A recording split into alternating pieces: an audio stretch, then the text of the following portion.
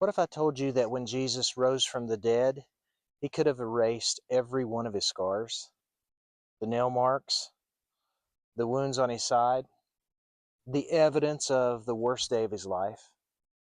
But he didn't. In John 20, after the resurrection, Jesus appears to his disciples, and what does he do? He shows them his hands. He shows them his side. Not because he was still broken, but because he was completely healed. Now think about that. The scars weren't proof of his pain anymore. They were proof of his victory. The cross didn't get the last word. The grave didn't get the last word. And guess what? Because of Jesus, your worst moment doesn't get the last word either. Here's what I want us to hear.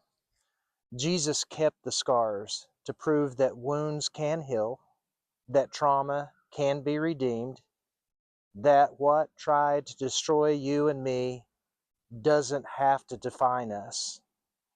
And maybe you have scars. Scars from rejection, scars from addiction, scars from failure, scars from things that you wish you could erase. But what if God doesn't want to remove the scars? What if instead he wants to use them? Why? Because our scars might be the proof that we survived, that we healed, that we didn't quit. Maybe they're proof of what God has brought us through. Now here's something profound and powerful to think about. Jesus didn't hide his scars. He showed them. And maybe you and I don't have to hide ours either. Because in God's hands, scars stop being symbols of shame and start becoming stories of grace.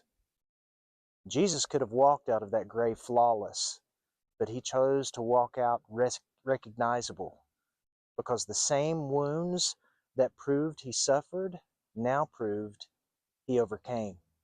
Get this. The only man in heaven with scars is the one who died to heal yours. Wow. What a God. What a Savior.